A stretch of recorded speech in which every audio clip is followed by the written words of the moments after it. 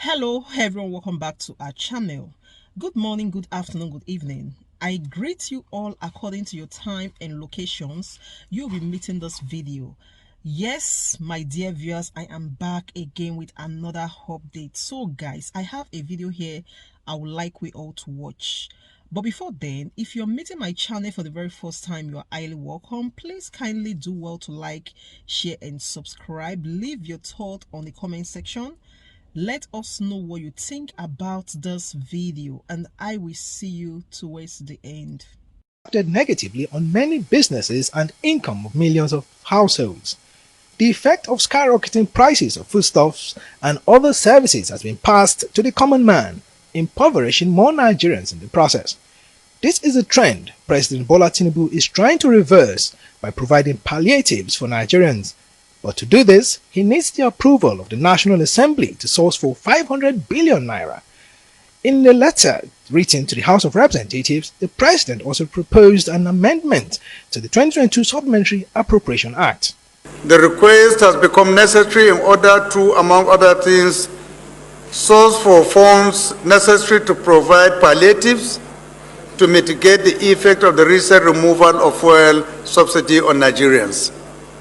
Thus, the sum of 500 billion naira only has been extracted from the 2022 Supplementary Appropriation Act of 819 billion 536 million 937,815 naira only for the provisions of palliatives to Nigerians to cushion the effects of fuel subsidy removal. The President in the communication hopes the lawmakers will consider his request expeditiously, though the details of what the fund will be used for is not stated in the letter. In December, the National Assembly passed a supplementary budget of 819 billion naira for the 2022 fiscal year. The legislature also extended the implementation of the 2022 budget till March 31, 2023.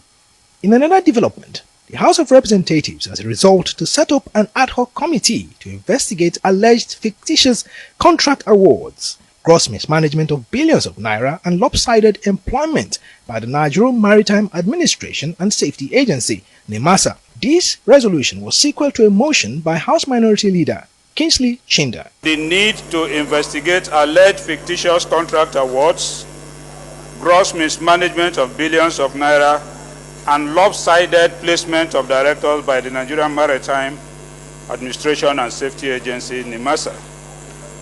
It is sponsored by myself and Honorable Victor Abuja, Honorable Cyril Hart, Honorable Manu Soro, and Honorable Manu Chim Onwuzurike.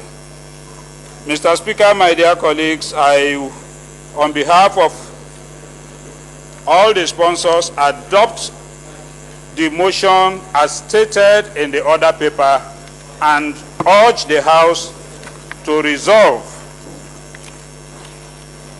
on the single prayer to set up an ad hoc committee to investigate the allegations. The House unanimously adopted the motion to set up an ad hoc committee to investigate the allegations and report back within 4 weeks for further legislative action. Motion.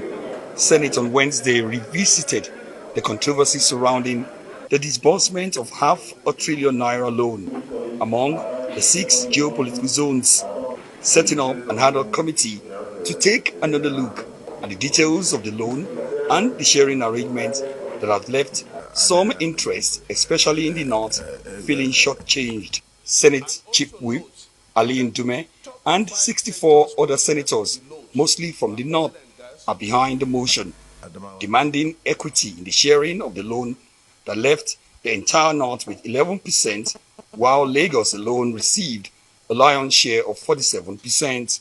The Southwest got 57%, but Lagos got 47%, and other 5 states of the Southwest got 10%. South-South 17%, North Central 11%, Southeast 9%, Northwest 5%, and Northeast 1%. The loan in question came from the Development Bank of Nigeria in conjunction with a consortium of international lenders to support micro, small and medium-scale enterprises in the country in the last 8 years. Senator Sani Musa headed the committee set up in the Ninth Senate to resolve the issue. Then, his committee produced a report, the details of which are still being questioned by Ndume and others in the 10th Assembly. In response to Ndume, some lawmakers explained that the fund was not a donation, but a loan that will be repaid with interest, and that a number of states in the north did not show sufficient interest and were unable to meet with the requirements, hence the low percentage recorded for the region at that time. All the microfinance banks were not capitalized as one of the criteria. They don't have the capital to be able to get, because there is certain counterpart funding that you have to prove you have before the bank will release that funds to you. The ownership structure of the Development Bank of Nigeria is unique. IFC, World Bank have shares in that bank. It is not a wholly owned Nigerian Development Bank. The equity holders that I've mentioned, they set the guidelines with respect to the disbursement requirements. Okay? And in most cases, they look at the feasibility report, they look at the bookkeeping, they look at the collateral requirements, and many other credit requirements. Okay? And these requirements are of international standard, not Nigeria customized standard. The Senate subsequently resolved to set up another committee to investigate the alleged unfairness in the sharing of the loan and to come up with ways to accommodate zones currently feeling cheated. An amendment by Senator Sirake Dixon, PDP Bayelsa West, asking the Senate to expand the investigation to the disbursement of other loans and interventions like the Central Bank of Nigeria Anchor Borrowers Program, was roundly rejected. The amendment I'm proposing is that the inquiry we're about to undertake, which I believe represents the unanimous view of the Senate, should not only be about the particular loan that is the subject matter of discussion today.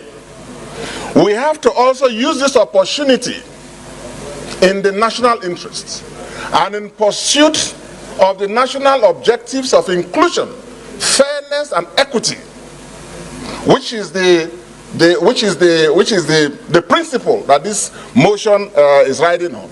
To also look at, Mr. President, what happened to the anchor borrowers loans. Those who are in support of the additional prayers, those all intervention loans, those who are in favor of this additional prayers, say aye.